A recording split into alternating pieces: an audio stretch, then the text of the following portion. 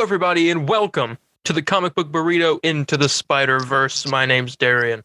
My name's Landon. And today we take our third step into the multiverse, if you will, with Spider-Man 3. Sam Raimi's Spider-Man 3. Landon, going into this film, as you could say this is the most hated out of this trilogy. Oh, yeah, by far. I think the hate is deserved. No, not at all. But luckily, I think in the past couple of years, people have enjoyed it more.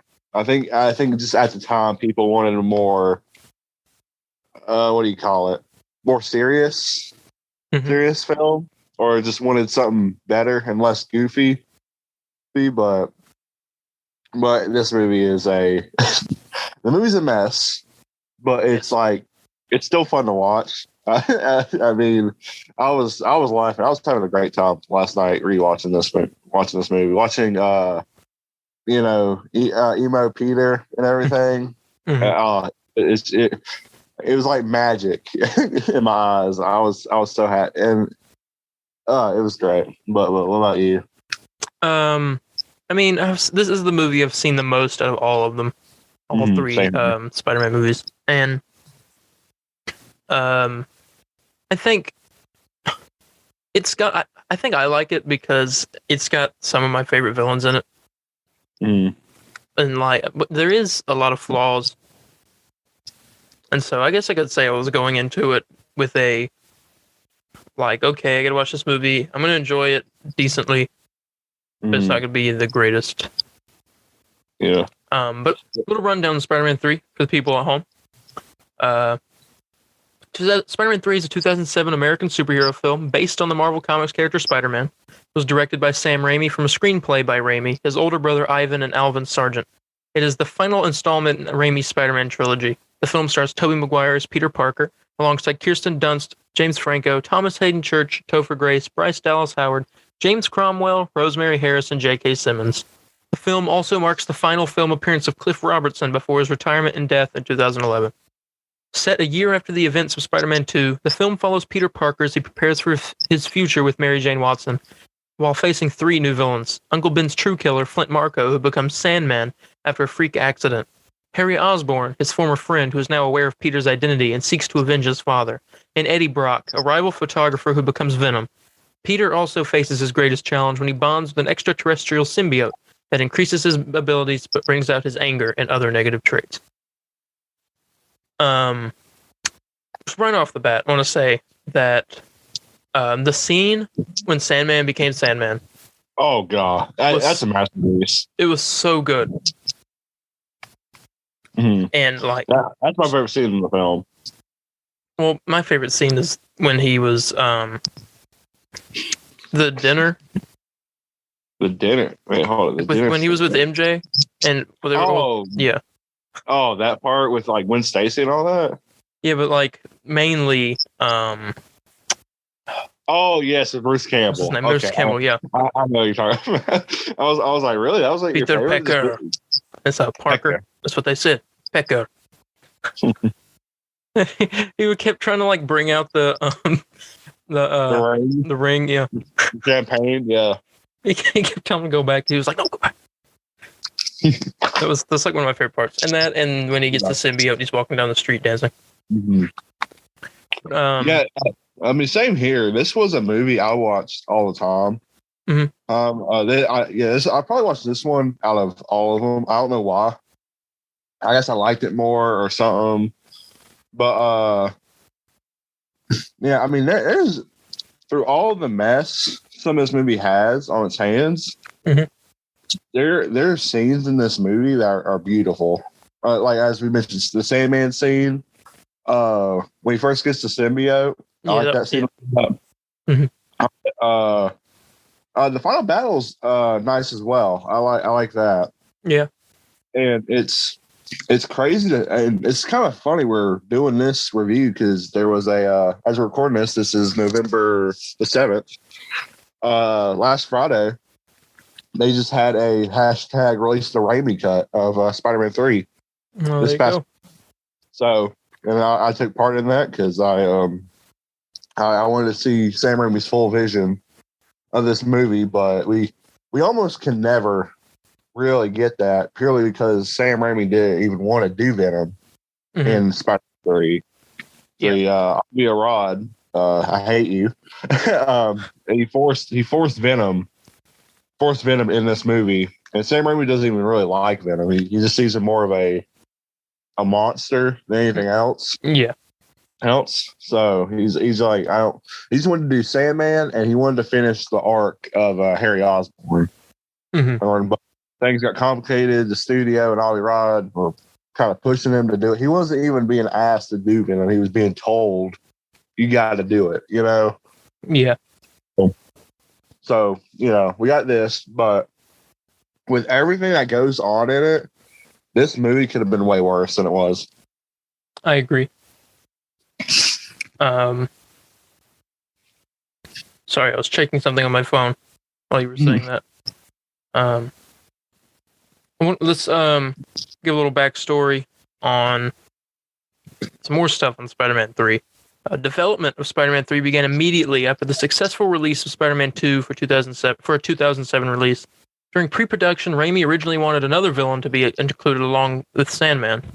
At the request of producer Avi Arad, I think is how you say his name, he added Venom, and the producers also requested the addition of Gwen Stacy. Principal photography began in January 2006 and took place in LA and Cleveland before moving to New York from May until July 2006. Additional pickup shots were made after August, and the film wrapped in October of 2006. During post-production, Sony Pictures Imageworks created over 900 visual effects shots. With an estimated production budget of $258 to $350 million, it was the most expensive film ever made at the time of its release. And it's been the most. I don't know. I can't remember if it's this one or I believe it's the third one. It's the most money made Spider-Man. Like the most money they gotten back from a Spider-Man film, I believe.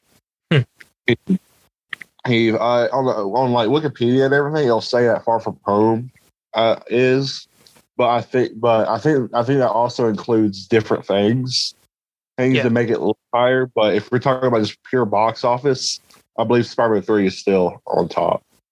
This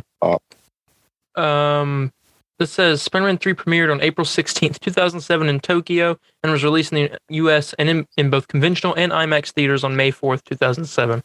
The film grossed $890.9 million worldwide, making it the highest-grossing film of the trilogy, the third highest-grossing film of 2007, and was the highest-grossing Spider-Man film until it was surpassed by Spider-Man Far From Home in 2019. Unlike the previous installment, Spider-Man 3 received mixed reviews from critics who praised the action sequences and visual effects, but were polarized over the plot and pacing, while criticizing the film's number of villains. The perceived overcrowded narrative was later attributed to studio interferences and creative differences between Sony, Raimi, and Arad. You want to hear some reviews? Oh, yeah, I'd love to. Here's a good review. It's a top critic. He says, Spider-Man 3 is the longest film in the series so far, and perhaps it tries to pack in rather too much, but it's intelligently directed by Sam Raimi, and with all those eye-popping set pieces, it's certainly never boring. And then this guy says, at 141 minutes, this soap opera is seriously overextended with 4 distinct subplots and way too much hand-wringing over things like the heroine's singing career. I mean, yeah, this sounds pretty accurate to what I think. It's so funny because in some ways I do like watching Spider-Man 3 more than the other two, purely because of what's happening. And by the way, I don't know how we forgot this, but big shout out to J.K. Simmons, by the way, for his performance of J. Jonah Jameson. Yes. In these movies. I don't know how I was rewatching our Spider-Man 1 and 2 review, and I was like, we did not mention J.K. Simmons at all. So yeah, we did. I mean, did we really? In the first one we did. I know that. Oh, okay. Well, more shout outs to him because I mean he steals every scene he's in. So yeah. So I'm happy he's in the MCU as kind of an Alex Jones type. Yeah. Jameson. I think that was a great choice to do. Dude, and I'm excited. What if we get like all three J. Jonah Jamesons in the new movie? Yeah, That'd be awesome. my favorite part about Spider-Man 3 was like, you want a staff job? You want a staff job. Anybody care what I want? Yeah. Anybody care what I want? I do, sir. Shut up. Get out. Shut up. Yeah, him and Hoffman, that's Sam Raimi's brother. You know that? Oh, really? Yeah, that's Sam Raimi's brother. I forget his name, but that's his brother. Interesting. There. Oh crap, man! I'm sorry. I really like Spider-Man 3. I have a lot of memories of same way with 2 with playing the video game a lot. I probably bought that game. I've probably bought Spider-Man 3 so many times. Mm-hmm. Purely because like either my dad's selling it to get some money or me selling it to get a new game. But knowing the prices of PS3 games right now, I cannot sell. I should sell the one I have now. Probably get some $50. But I mean, I don't know this movie. Like once he gets the black suit or whatever, it's a roller coaster of like laughs. Just I mean everything. Mm-hmm. And I remember just sitting with my parents watching this movie, and like, so you know the part where Peter's at like the theater at like one of Mary Jane's shows or whatever. Yeah, and she's like singing that song. Like my parents would watch this movie so many times. Like they would just like, how to explain? My mom would sing the song Mary Jane was singing all the time. And I remember it would annoy me because I wanted to hear the movie, but it sucks because I was able to get. I was like, I think. Oh, how old would we have been? I would have been 3. You have been 3 as well, right? Mm-hmm. So I remember I wanted to go see this in the movie theater when I was a kid, like very very little. I'm surprised I could. I just like I want to see Spider-Man, and my parents didn't let me because they thought Venom would scare me. And I remember I got mad at him. I was all like, no, he's not going to scare me. I didn't get to see it anyways. But I remember when the Blu-ray came out, parents bought it, and Venom scared me. So I guess they were right with that. I don't know. Oh crap! Sorry, I don't even know where to go. You just mentioned something real quick, and I'll just add on to it. All right. Fourth installment, titled Spider-Man 4, was set to be released on May 6th, 2011, followed by a Venom spin-off film. But both were canceled due to Raimi's withdrawal over creative differences with the writers and producers. And as we know, the Spider-Man film series was rebooted twice. First with The Amazing Spider-Man by Mark Webb and starring Andrew Garfield, and later a new film series set within the Marvel Cinematic Universe, directed by John Watts and starring Tom Holland. Beginning with Spider-Man Homecoming, the Venom spinoff was revived in 2016 by Sony and was finally released in October of 2018 as Venom, which started Sony's Spider-Man universe. Simmons would later portray an alternate incarnation of his character J. Jonah Jameson in Spider-Man Far From Home, Venom Let There Be Carnage, and Spider-Man No Way Home. I'm so mad. Like I don't even think about Spider-Man 4 because literally like Sam Raimi had so high expectations for that movie. Like it's unreal. Like he wanted to. Everybody was saying like Lizard was supposed to be the bad guy, which is not true. Sure, it was supposed to be just Vulture. Sure, and luckily today's age of Kickstarters and everything, we currently we have some people making a fan film for Spider-Man 4. So it could be, we can kind of get the closest we can to a Spider-Man 4 film, and which I'm happy about. So I hope, I forget the name of the studio. Is it High? It's not High Moon, because that's that Activision studio that went under. Do you remember the name of the group or no? No. Okay, well, props to them. I believe. Here, let me look this up real quick. I got some more stuff about Spider-Man 4 as well. Yeah, keep talking about it. In 2007, Spider-Man 4 entered development, with Sam Raimi attached to direct, and Maguire, Dunst, and other cast members set to reprise their roles. Both a fourth and a fifth film were planned, and at one time the idea of shooting the two sequels concurrently was under consideration. Raimi said in March 2009 that only the fourth film was in development at that time, and that if there were a fifth and sixth film, those two films would actually be a continuation of each other. James Vanderbilt was hired in October 2007 to pen the screenplay after initial reports in January 2007 that Sony Pictures was in contact with David, the guy that wrote the first Spider-Man, David Cope, possibly. How do you say his name? Sure. Yeah, sounds right. Yeah, okay. The script was subsequently written by Pulitzer-winning playwright David Lindsay Abaire in November 2008, and rewritten again by Gary Ross in October 2009. Sony also engaged Vanderbilt to write scripts for Spider-Man 5 and Spider-Man 6. In 2007, Raimi expressed interest in portraying the transformation of Dr. Kirk Connors into his villainous alter ego, the Lizard, a villain which had been teased in Spider-Man 2. The character's actor Dylan Baker and producer Grant Curtis were also enthusiastic about the idea. By December 2009, John Malkovich was in negotiations to play Vulture, and Anne Hathaway would play Felicia Hardy, though she would not be transformed into the Black Cat as in comics, but a new superpowered figure, the Vulturess. Mm-hmm. That's strange. Raimi later clarified in a 2013 interview that Hathaway would have portrayed Black Cat if Spider-Man 4 had been made. Sony Pictures announced in January of 2010 that plans for Spider-Man 4 had been canceled due to Raimi's withdrawal from the project. Raimi reportedly ended his participation due to his doubt that he could meet the planned May 6, 2011 release date, while at the same time upholding the film creatively. Raimi purportedly went through 4 iterations of the script with different screenwriters and still, quote, hated it. Yeah, he wanted Spider-Man 4 to be the best film of the whole saga or whatever. But unfortunately, studio, Sony, whatever.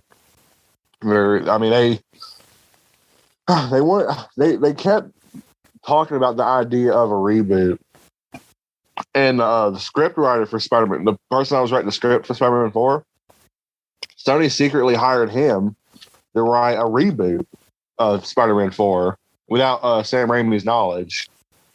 So they really, honestly, really screwed him over. Yeah, it sounds like a Zack Snyder thing going on. Yeah, which I think is really idiotic considering of how much money they made off those movies. You know. That's true. And by the way, I was saying earlier, making a fan film. It's High Mountain Studios that is making the Spider-Man 4 fan film, and they said there should be a trailer or sometime before the end of this year. That's cool. Another bad review here. Too many villains, too many pale plot strands, too many romantic misunderstandings, too many conversations, too many street crowds looking high into the air and shouting, "Ooh!" this way, then swiveling and shouting, "Ah!" that way. It's not a Sam Raimi Spider-Man film without the best extras you could ever ask for in a movie. And this person said, "A hollow shell of a saga devoid of both thrilling action and rousing passion."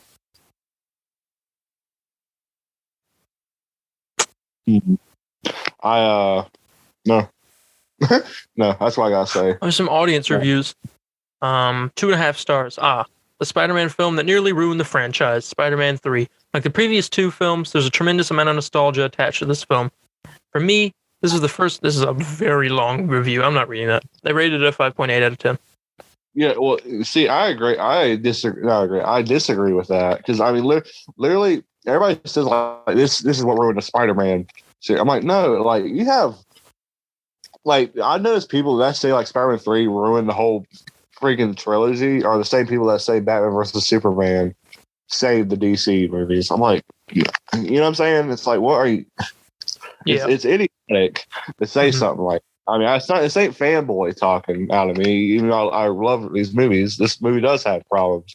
But I mean, this is not ruined. I would say Amazing Spider-Man does worse, if not Homecoming: Far From Home. In a way, kind of ruins the character of Spider-Man a bit.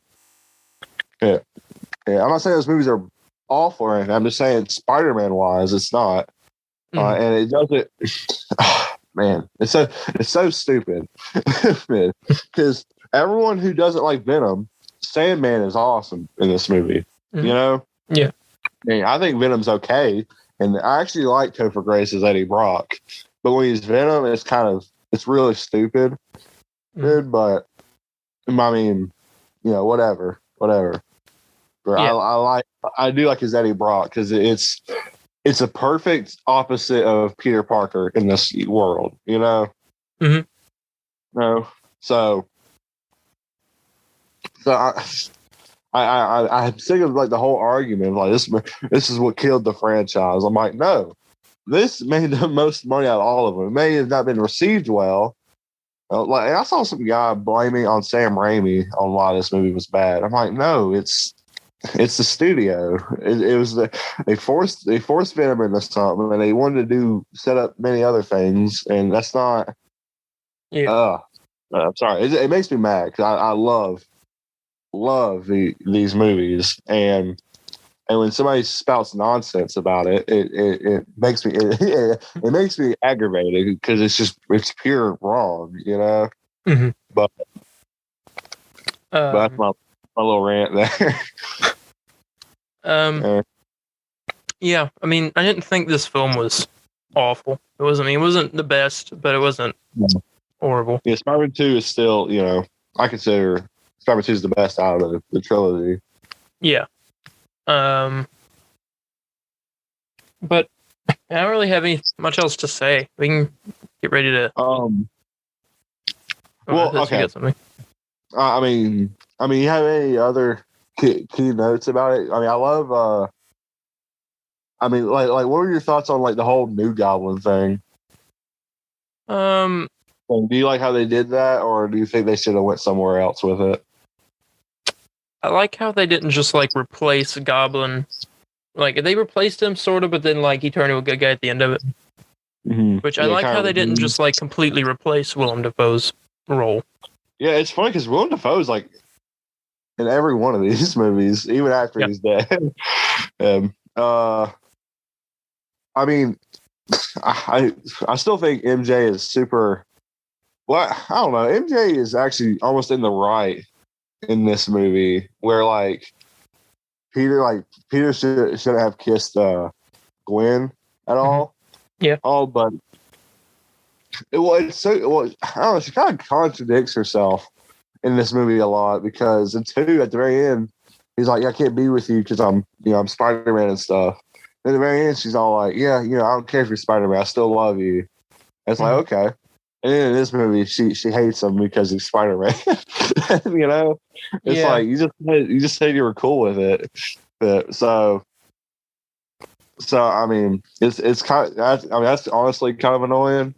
Mm-hmm. But I mean, it's whatever. It's whatever.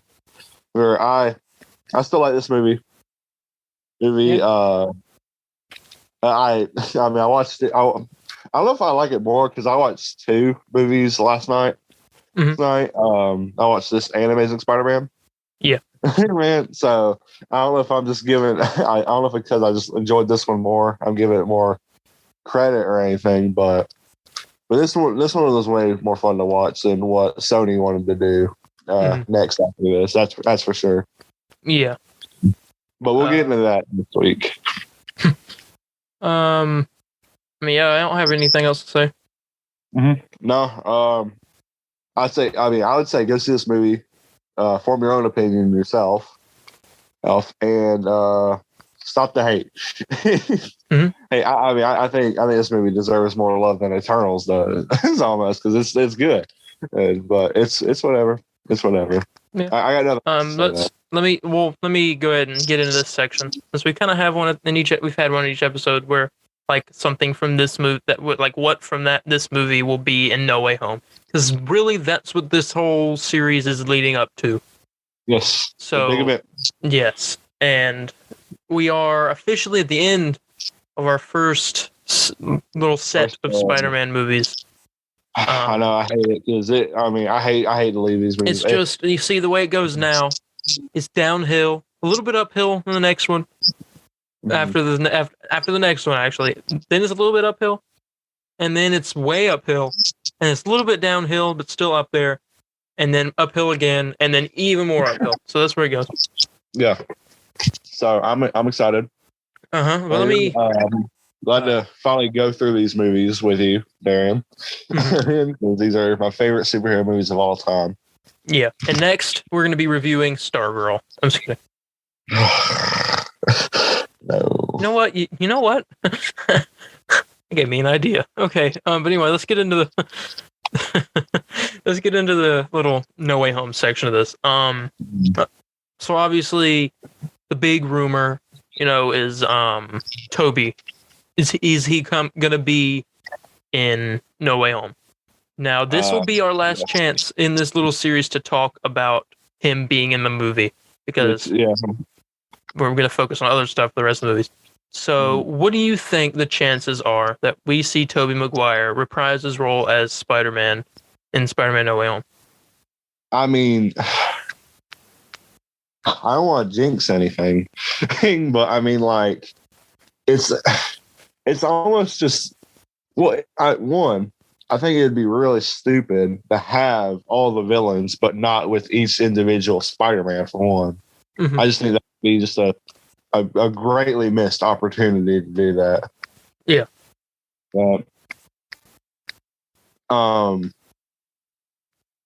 I think he's in it. He has to be. All right. I mean, there's no way. There's no way he's not in this movie. Mm-hmm. I'm wrong. I mean, I'll be surprised. If I'm wrong. Yeah. Another big rumor is that it's not really a big rumor. It's sort of going around, but not really. That Kirsten Dunst will reprise a role. I could see that as a cameo. But Toby will be in the movie for like 40 minutes or something, and she will be in it. Like, maybe possibly, like, if Toby's like going back to his world or whatever, like Kristen is holding her and holding like a kid or whatever. Yeah, showing that Toby actually has a child or whatever.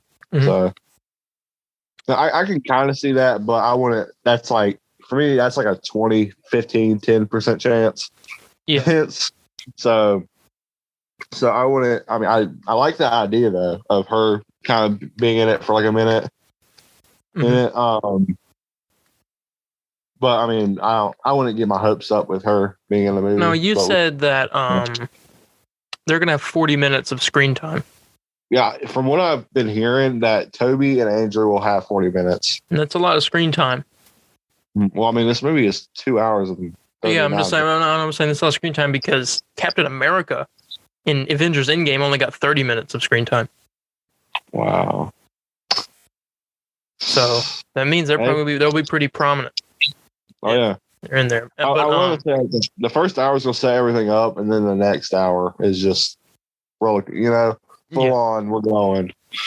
I'm hyped. Me too. Let me continue with this. So obviously Toby, possibly Kirsten Dunst.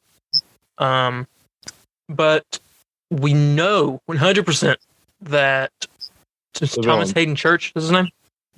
Yes. Will be reprising his role as Sandman. Yeah, 100% in the film. He's spotted briefly in the trailers, or the D trailer, not trailers. Yeah. Unless something happens before this episode comes out, in which trailers. But we don't know. But anyway, well, we're getting a poster today, so maybe we'll see him. Yep, we're recording this on the Sunday the 7th, so you guys will already see the posters if they do come out. Hey, they could be out right now. You never know. Yeah. Lennon's checking his phone every second. Yeah, I know. No. As soon as you said that, I'm checking. But so yes, Sandman. It'll be cool to see him come back. Still have no idea how, but I guess we'll find out. He's a good guy at the end of the movie. So I think it's more of a blackmail type of thing with Sandman. And I think Green Goblin's kind of like, hey, you're working with us, and if you don't help us, we're going to your doctor. We did see in the trailer or the teaser what looked like Sandman protecting Spider-Man from a bolt of electricity. Yeah, and I honestly believe Goblin's like blackmailing him or something. Like, because he's all like, yeah, if you don't help me, I'm gonna like kill your daughter or something like that, you know? Yeah.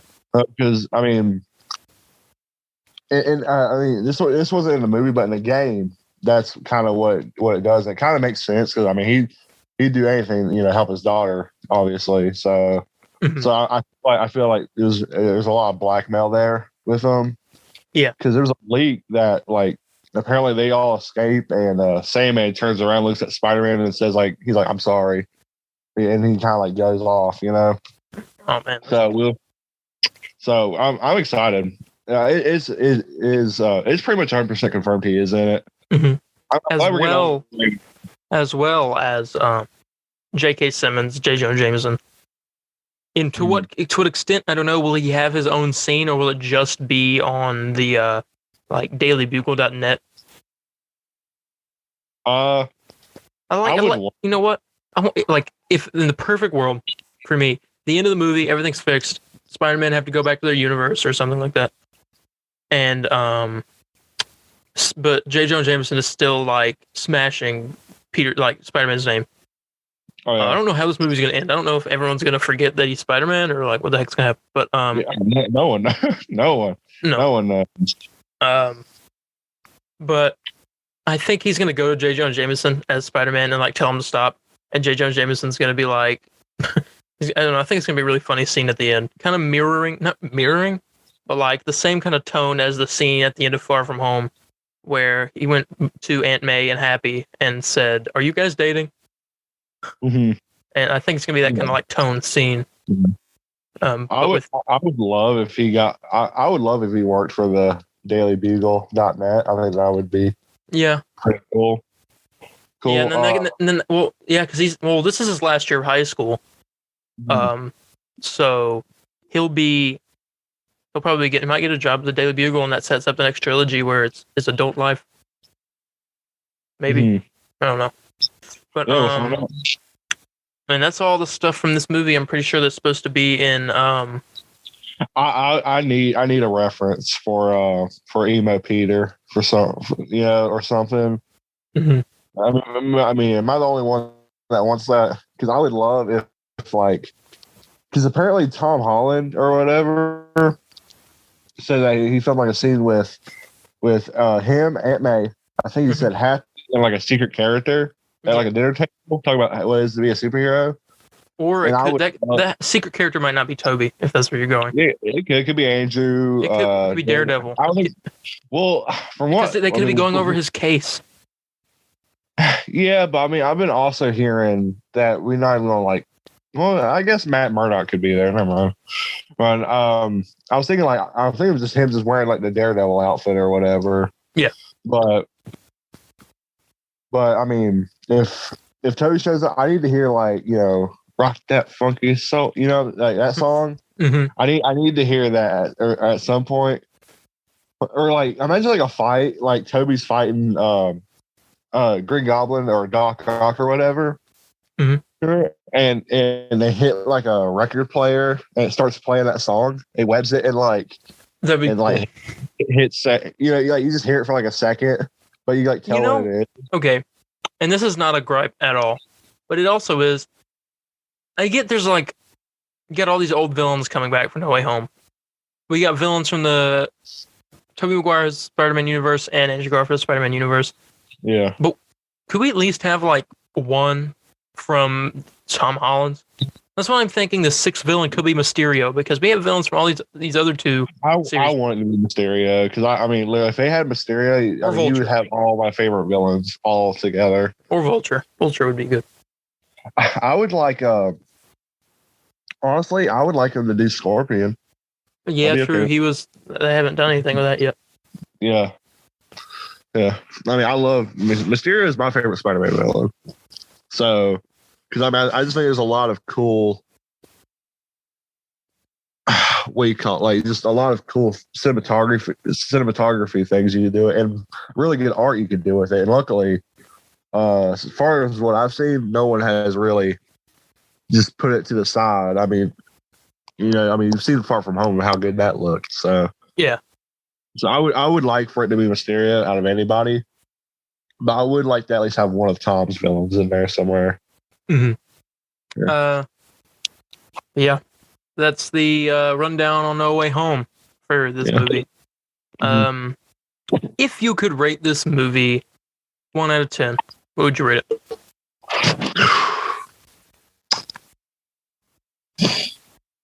Well, you go first. I think I would, considering everything about this movie, I think I would rate it a 7 out of 10.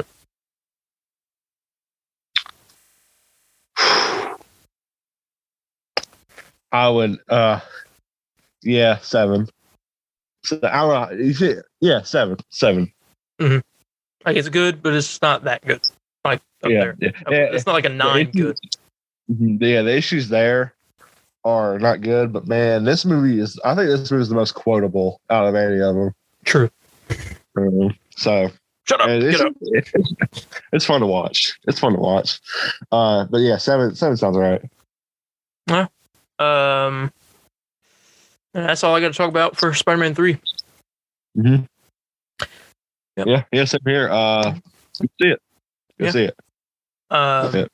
With that being said, that concludes our journey through this section of the multiverse, the Sam Raimi section of the multiverse. We've explored Spider-Man 1, Spider-Man 2, and Spider-Man 3. Good films. We will go to Mark Webb. We will go to the Mark Webb. Yes, we step yet through another door next week to go into the Mark Webb, the Amazing Spider-Man films. We start next week with the Amazing Spider-Man, and after that, Spider-Man 2. Yep, and then it continues on with Spider-Man Into the Spider-Verse, because why not? And then Homecoming, Far From Home, and then straight into No Way Home. Yeah. That was this trilogy was really good. If you could rate the trilogy as a whole, what would you rate it? Whew. As a whole. Yes. The journey of Tobey Maguire's Spider-Man. And a 9. Yeah, I was thinking the same. A 9. 9 or 8.5. Like 8.5 at the lowest. Because I mean, 3 has its issues, but 1 and 2 are masterpieces. I agree. You know what I'm saying? 8. I mean, I'm gonna say a 9. But if you want to get more technical with it, probably 8.5 is probably a better answer. But just 9. I mean, these movies, you can't convince me any other way. These movies are almost masterpieces. These are comic book movies. Yeah. There's nothing else to say. Yep. And so with that, we cross off Sam Raimi's Spider-Man trilogy off of our list of places to visit in the Spider-Verse. Like I said, next time we'll be visiting the Mark Webb universe with the Amazing Spider-Man. But so what we're doing here, it's a dangerous gig, jumping through these different universes, checking out all these different stories. If we aren't careful, we'll get sucked into them ourselves. Yeah. But with that being said, we're going to go ahead and get out of here. Okay. So thank you all so much for listening. If you have any questions, comments, corrections, or concerns, you can contact me on Instagram at DarienH4404. That's DARIENH4404. Or on Facebook at the Comic Book Burrito official page. We're very interactive over there. Or our new Twitter page at the CB Burrito. Capital C, capital B, and Burrito. You can contact me at Spider_Landon on Instagram, Twitter, or Facebook. But you can also contact us on our official Instagram page at the Comic Book Burrito. But we recommend Facebook and Twitter because it's just better interactions and better everything. Yeah. With that being said, we're going to head out of here. And remember, with great power comes great comic book burritos. Bye, guys. See y'all.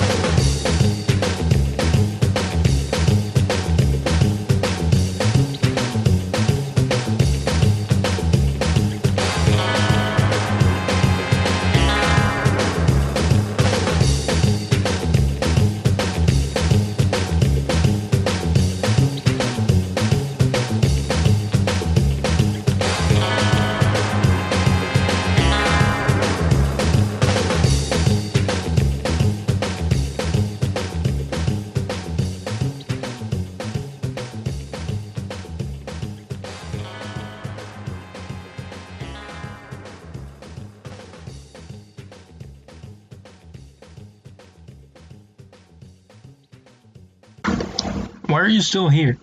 There's no after credits scene. Get out of here. Jeez.